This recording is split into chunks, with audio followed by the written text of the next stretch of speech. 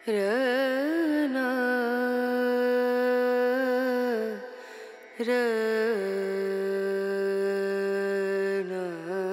পঞ্চচল্লি ধরা যাচ্ছে।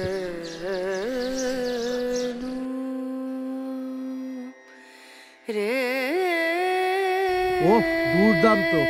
এই যে মন্দিরের ঠিক পেছন দিয়ে যে পাহাড়টা দেখা যাচ্ছে ওটাই হলো ত্রিশূল, আর তার পাশে নন্দা দেবী।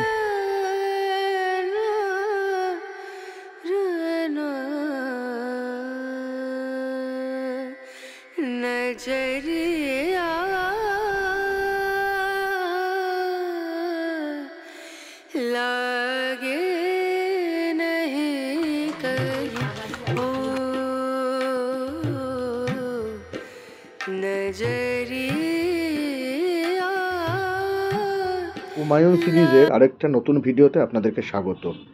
আজকে আমরা চলে যাচ্ছি আলমোড়া থেকে কৌশানী। আমাদের আলমোড়ার ভিডিওটা আগের পর্বে চলে এসেছে, যারা দেখেননি ডেসক্রিপশন বক্স এবং আই বাটনে দেওয়া লিঙ্ক থেকে দেখে নিতে পারেন। আমরা কৌশানীতে যে হোটেলটায় রয়েছি সেটার লোকেশান থেকে শুরু করে রুম সব দুর্দান্ত। একবার দেখাচ্ছি।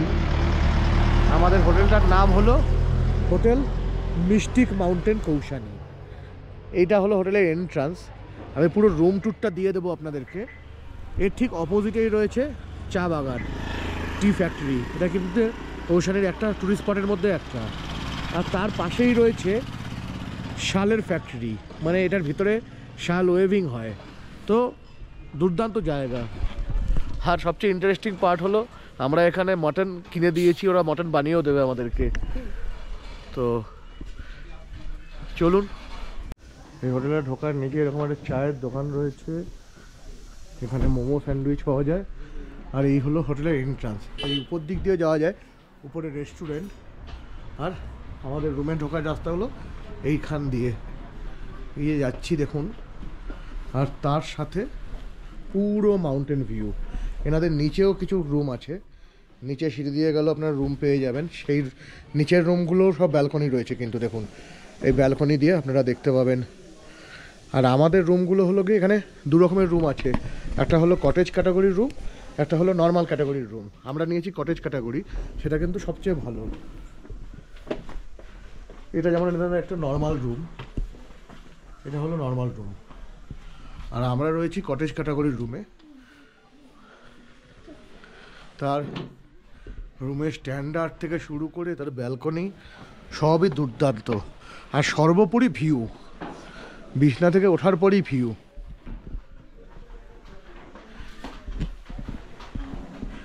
নিচে ওনাদের এরকম একটা বসার জায়গা রয়েছে, এখানে চাইলে বনফায়ার করে দেবে। আর এই হলো আমাদের রুম। কি সুন্দর! এই হলো আমাদের রুম, পুরো উডেন ফিনিশ।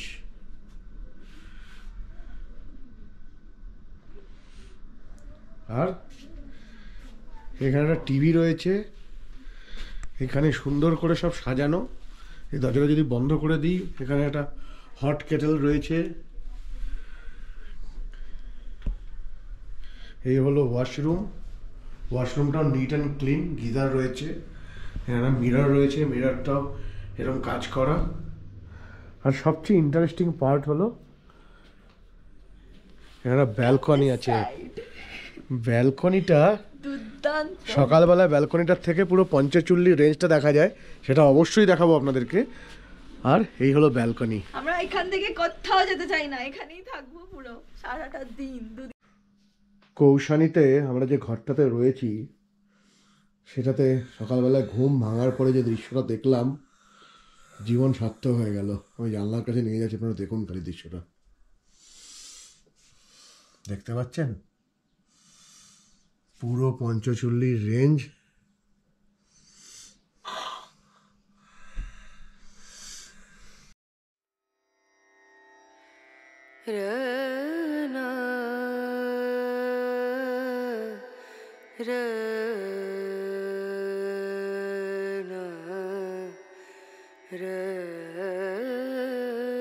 এখন সকালবেলা একবার রুম থেকে বারান্দায় যাচ্ছি, দেখুন সামনে কিচ্ছু নেই, একদম বারান্দা থেকে হাড় বাড়ালেই পঞ্চচল্লিশ হয়ে যাচ্ছে।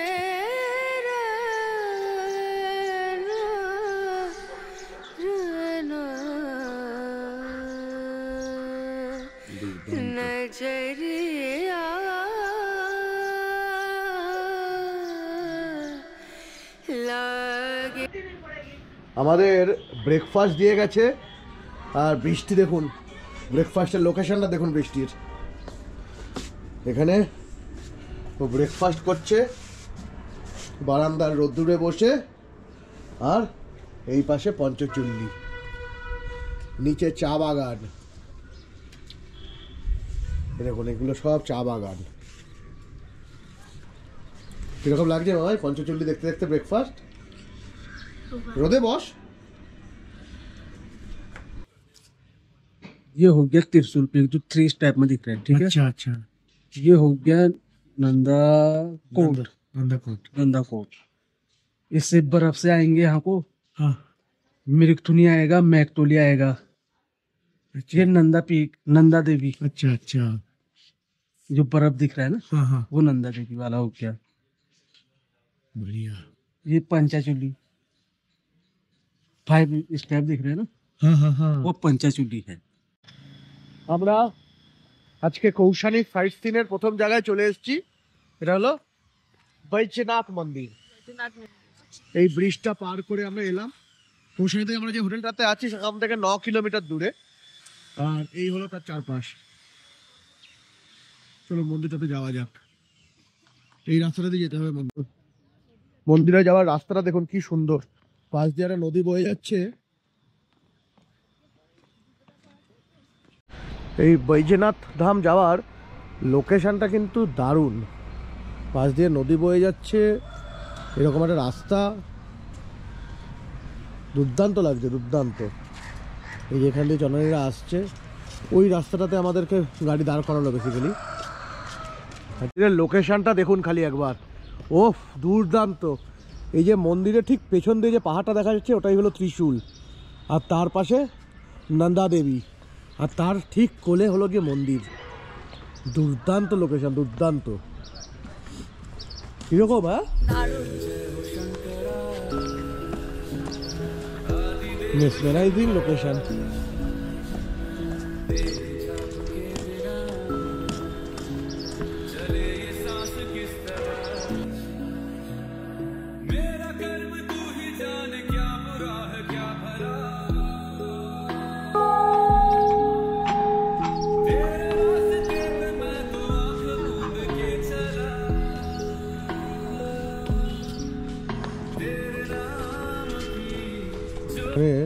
বৈদ্যনাথ মন্দিরের পাশে একটা এরকম লেক রয়েছে।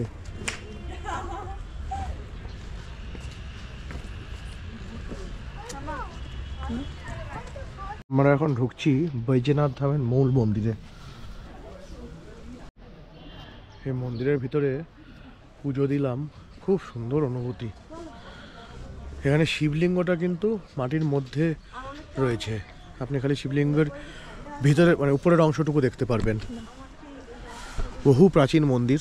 এবার আমরা আস্তে আস্তে এখানে বাইরেও কিছু শিবলিঙ্গ রয়েছে, আরও মন্দিরগুলোকে ঘুরে দেখব আমরা।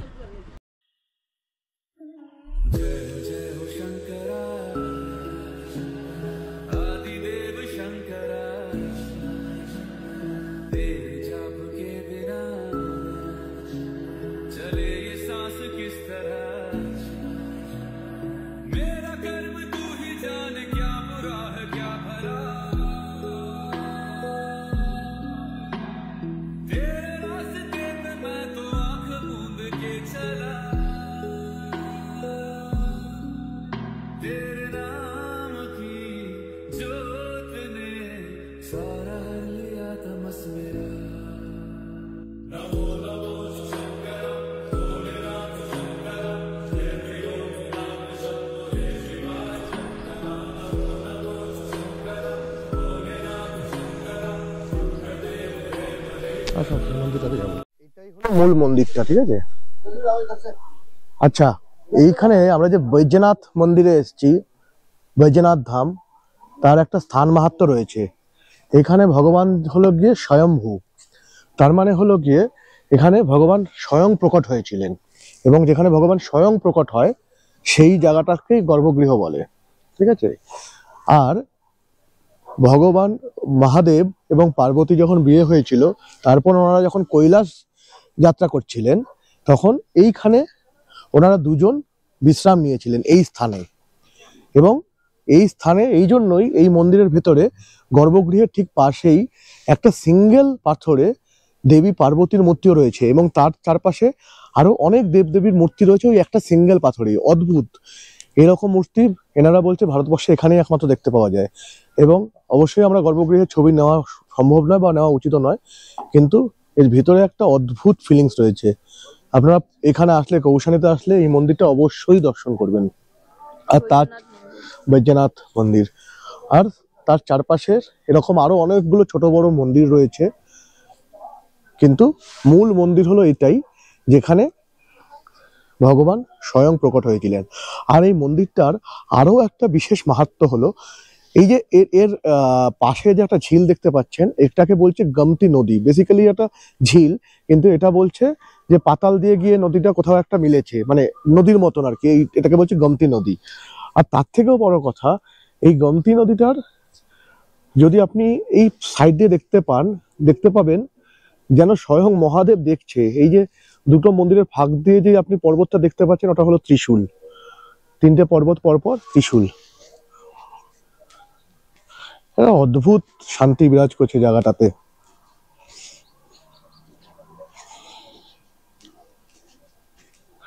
দেখুন, এটা হলো গোমতী নদী, তার চারপাশে ত্রিশূল, নন্দা দেবী রেঞ্জ, আর এই হলো বৈদ্যনাথ মন্দির। আমাদের তো এখানে এসে খুব ভালো লেগেছে, তো এটা একদম মাস্ট ভিজিট প্লেস।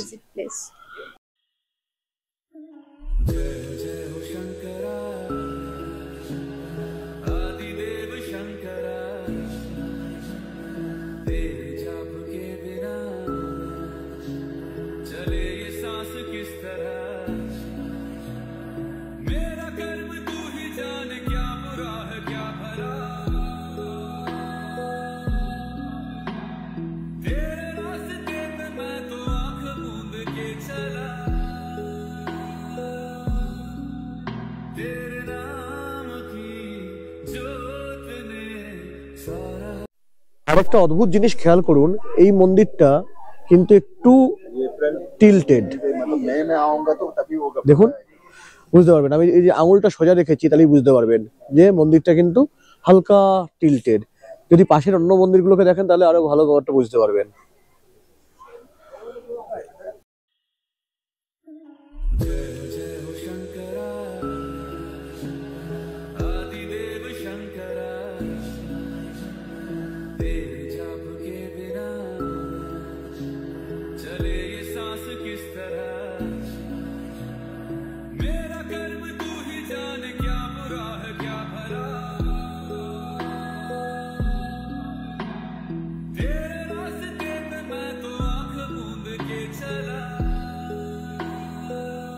এই যে বাগেশ্বর টেম্পল নিচে দেখা যাচ্ছে, আর এই যে গোমতী নদী। ও দারুণ ব্যাপার তো।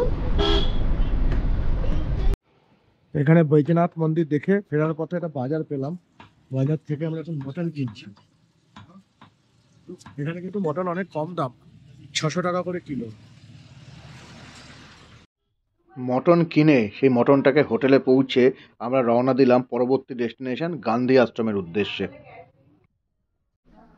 আমরা এখন চলে এসেছি কৌশানীর গান্ধী আশ্রমে। এই যে আমার পেছনে যেটা দেখতে পাচ্ছেন, এটা হলো কৌশানীর গান্ধী আশ্রম। এখানে মহাত্মা গান্ধীজি ছিলেন কিছুদিন। আর এর সামনের ভিউটা দেখুন, এর সামনে থেকে পুরো রেঞ্জটা দেখা যাচ্ছে, ত্রিশূল, নন্দা দেবী, পঞ্চচুল্লি সবটা দেখা যাচ্ছে।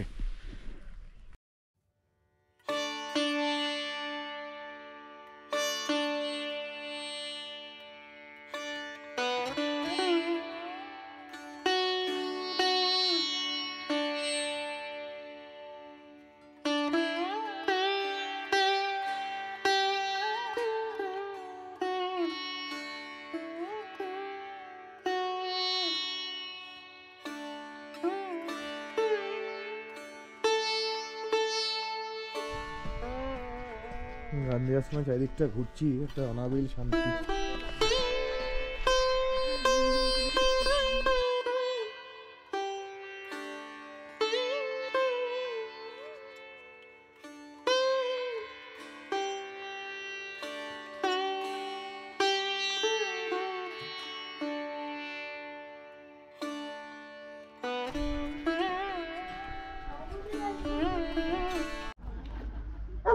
দেখুন এখানে সবকটা পিকের নাম পরপর দেওয়া আছে, চৌখাম্বা, নীলকান্ত, নন্দাগুমটি, ত্রিশূল। এগুলো হলো পর এই পিকগুলো, যেগুলো আমাদের এবার লাক অত্যন্ত ভালো বলে দেখতে পাচ্ছি। আর এই দিকে যদি একদম চলে যান, এই যে এখানে লেখা রয়েছে দেখুন পঞ্চচুল্লি, ওই 5টা হলো পঞ্চচুল্লি। পুরো রেঞ্জটা দেখা যাচ্ছে। এই হলো গান্ধী আশ্রম। এখানে নীরবতা রয়েছে, চারিদিকে খুব শান্ত, কেউ কোনো আওয়াজ করছে না।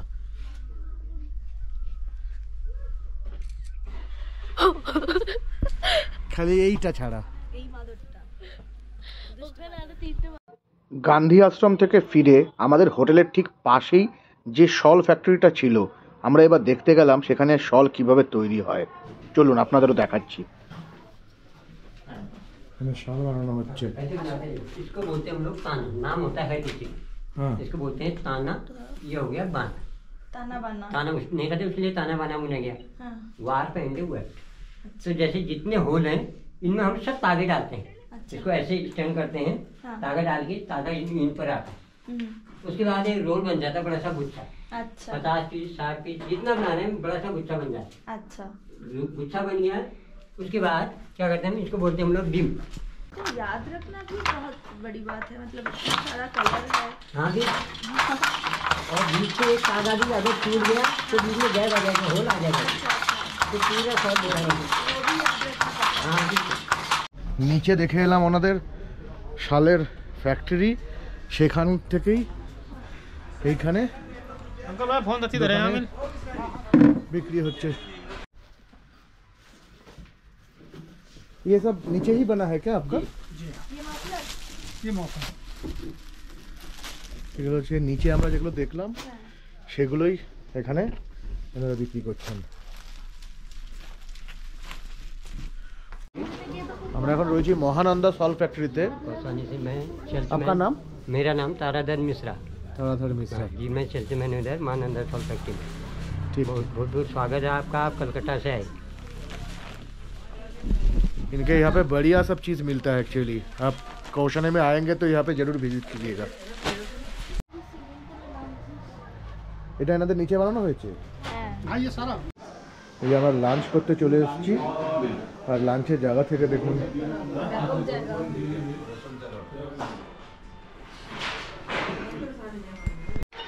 সামনে মটন, ভাত, ফুলকপি, সাথে ফেলুদা চলছে, আর তার সাথে পেছনে পাহাড়।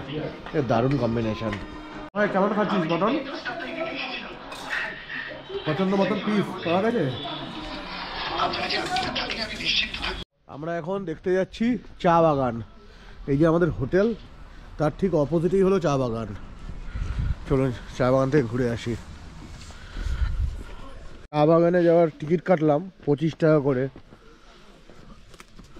আমরা এখন দার্জিলিংয়ের চা বাগান দেখার পরে জানি না এই চা বাগান কতটা ভালো লাগবে, তবে চলুন দেখি। এই যে এখান থেকে শুরু হয়ে গেছে চা বাগান। তবে আমার ফ্যাক্টরিটা দেখার ইচ্ছা ছিল, কিন্তু ফ্যাক্টরিটা আজকে রোববার বলে ফ্যাক্টরি বন্ধ, ফলে ফ্যাক্টরি দেখাতে পারবো না। फैक्ट्री खुला है? नहीं, आज तो संडे है। हाँ। गार्डन देख लीजिए, गार्डन स्टार्ट है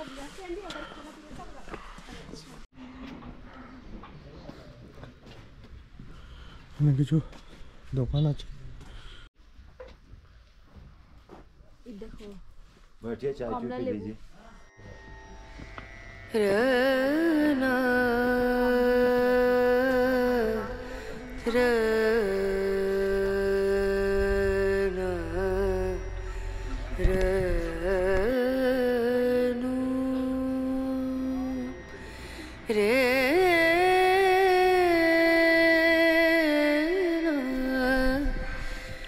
এই চা বাগান থেকে কনফিউজ হয়ে যাবেন না, কিন্তু আমরা কিন্তু নর্থ বেঙ্গলে বা দার্জিলিং সাইডে নেই, আমরা কিন্তু রয়েছি কৌশানিতে। আর সেটা কনফার্ম করার জন্য এই সামনে ত্রিশূল, নন্দা দেবী, পঞ্চচূলি রেঞ্জটা দেখতে পাচ্ছেন। পাতার মাঝখান থেকে তুমি আসছো। আর এই টি গার্ডেন থেকে দেখুন আমাদের হোটেলটা দেখা যাচ্ছে, ওই যে লাস্ট ব্যালকনিটা আমাদের। এই কৌশানীর হোটেলটাতে আমাদের একটা বন্ধু হয়ে গেছিল। সে আমাদেরকে দেখতে পেলেই আদর খাওয়ার জন্য আর কিছু খাওয়ার জন্য চলে আসতো, আর তাকে একটু খাবার খাইয়ে টাইম পাস করতে বেশ ভালোই লাগছিল। এখন আমরা বসেছি সানসেট পয়েন্টে। এটা কিন্তু প্রচুর টিকিট কেটে আমাদের এখানে আসতে হয়েছে, বলো। সানসেট পয়েন্ট, এখানে বসে এক কাপ চা হাতে নিয়ে হার্বাল টি, চায়ে চুমুক দিতে দিতে সানসেট দেখুন। এটা হলো আমাদের হোটেলের ব্যালকনি, জাস্ট অসাম। কিরকম বলো, ব্যালকনিটা কিরকম লাগছে তোমার? ভাষায় প্রকাশ করতে পারছি না, এত ভালো লাগছে। আর এখন আমরা ব্যালকনিতে বসে চা খেতে খেতে অপেক্ষা করছি সানসেটের। সানসেটের সময় এই পুরো রেঞ্জটা কীরকম সুন্দর দেখতে লাগে সেটাই আপনাদেরকে দেখাবো। সানসেটের আগে কিন্তু পুরো রেঞ্জটা জলজল করে উঠছে। জল জল করছে।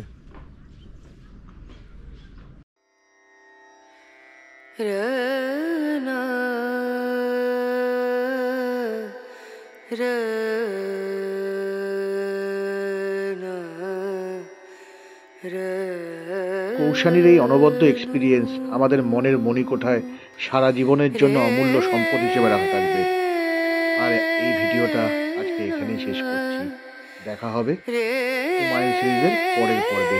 সবাই খুব ভালো থাকবেন।